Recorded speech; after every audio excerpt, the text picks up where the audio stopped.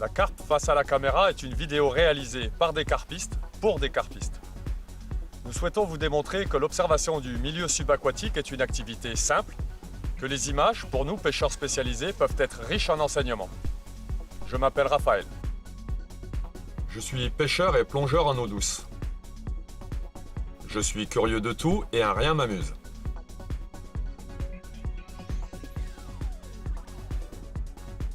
Je pêche la carpe, principalement avec des bouillettes fabrication maison. Ce n'est pas qu'elles soient meilleures, mais j'aime à croire qu'il m'est possible de réaliser des appâts adaptés à ma pêche, qui répondent aux besoins réels de la carpe en fonction du type d'eau, de la nourriture naturelle disponible et des saisons. Sans compter que cela optimise mon plaisir lors d'une capture. Je pratique la vidéo subaquatique en statique. Vous connaissez certainement le principe, une caméra posée sur le fond et en direct, un retour vidéo sur la berge. Ce n'est pas une nouvelle méthode de pêche. C'est une discipline à part entière qui peut avoir un lien direct avec la pêche. La caméra devra répondre à deux questions simples. Quel intérêt portent les carpes sur mes appâts? Manifestement, certaines n'apprécient pas, mais c'est rare. Elles ont plutôt tendance à les aimer, certaines en raffolent.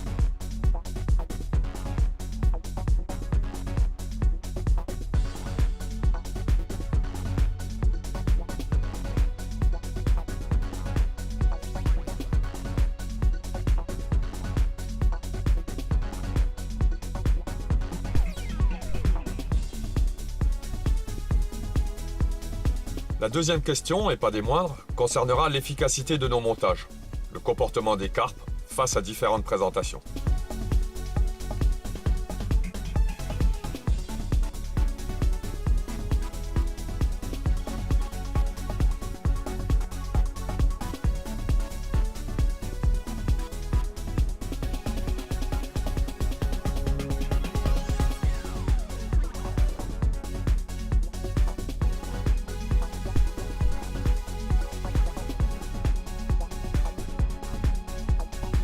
La caméra répond parfaitement à ces deux questions. Elle m'apporte un verdict clair et sans appel sur ce qui se passe sous l'eau à l'instant T. Bien sûr, elle ne révolutionnera pas notre pêche, tout a déjà été dit ou écrit. Par contre, elle m'apportera du détail, de la précision, me permettra de faire le tri dans mes idées préconçues ou enseignées. Bref, pour nous les pêcheurs spécialisés, qui se posent toujours beaucoup de questions, c'est sûrement le meilleur moyen de se rapprocher de la vérité. Pour pratiquer, j'ai besoin de peu. Une caméra sous-marine, ici la Abyss 1, une rallonge de 20 mètres, parfois 2, un écran pour le retour vidéo et une alimentation 12 volts. La caméra sera fixée sur différents supports, mais il faut souvent adapter. Pour faciliter le transport et sécuriser le matériel, j'intègre le tout dans une valise. Je peux ajouter un enregistreur qui me permettra de voir et revoir mes images. Nous pratiquons beaucoup les bordures et ses abords immédiats. Il y a 3 raisons à cela. La première, c'est pour la rapidité de mise en œuvre, qui nous permet d'être très mobiles. La deuxième a un rapport avec la clarté de l'eau. Chez nous, les eaux ne sont pas cristallines, le champ de vision de la caméra est donc réduit. Souvent, il est inférieur à 10 ou 15 mètres carrés. Et la troisième raison est liée à l'activité du poisson. Beaucoup de choses s'y passent en bordure. Nous observons deux types de carpes, les nomades et les sédentaires. Les nomades prêtent peu d'attention à nos caméras. Elles font presque partie du décor.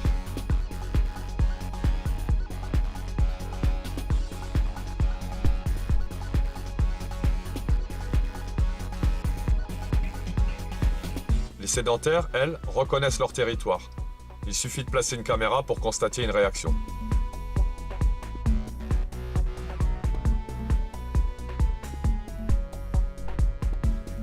Souvent, elles observeront un certain temps une distance de sécurité, mais la carpe est très curieuse. Rassurées, elles finiront par venir, sans compter que la faim est plus fort que tout. Malheureusement pour elle, un appât est piégé.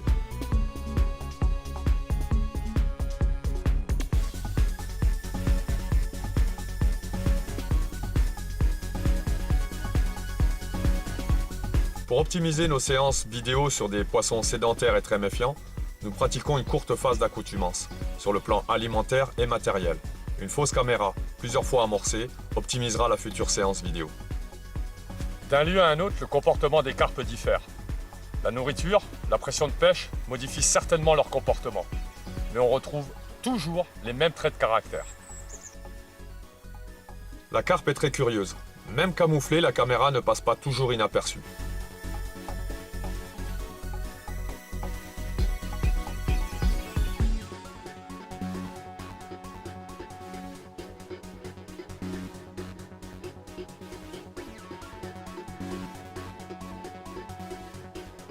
Son premier réflexe est souvent la fuite.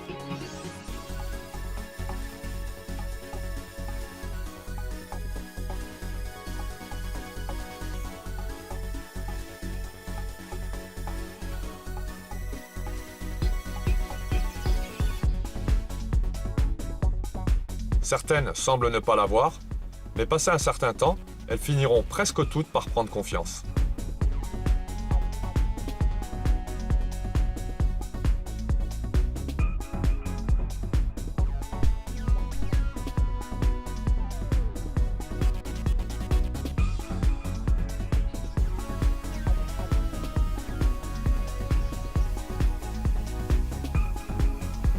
La carpe passe une grande partie de son temps à se nourrir. Elle picore, ici et là.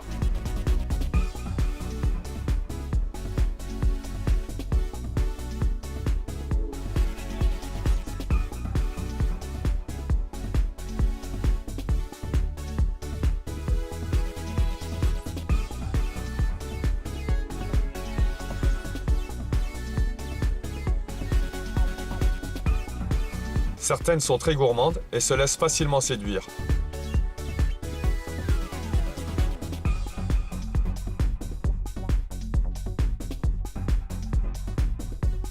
Mais reste toujours sur la défensive. Son mode de communication est basé sur le mimétisme, la réaction du groupe est immédiate.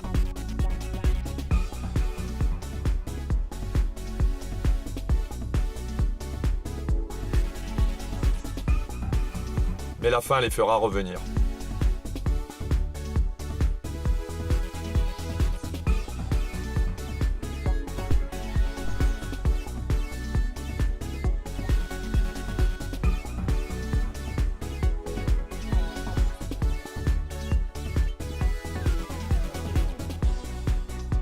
Toutes n'apprécient pas, mais visite après visite, la zone sera nettoyée.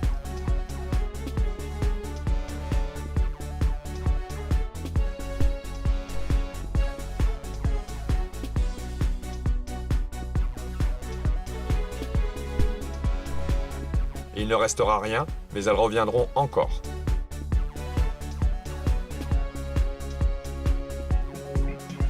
Sur un même banc, les comportements diffèrent. Certaines seront faciles à piéger, d'autres nous laisseront sans explication.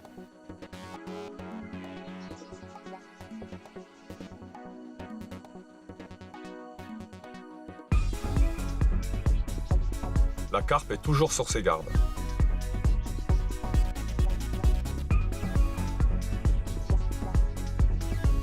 Pour satisfaire notre curiosité et filmer à longue distance, j'ai opté pour un système sans fil.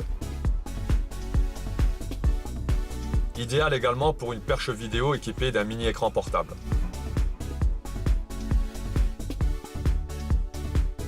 J'espère finaliser un ensemble caméra et éclairage infrarouge afin d'observer en toute discrétion dans l'obscurité totale. Le soutien sans faille de mon ami Christophe me permet d'évoluer à grands pas dans toutes mes démarches. Nos observations nous ont permis de constater qu'effectivement la carpe est manipulable. Nos amorçages répétés la détourneront de leur chemin pour les amener sur une zone plus adaptée à la séance vidéo ou à la pêche.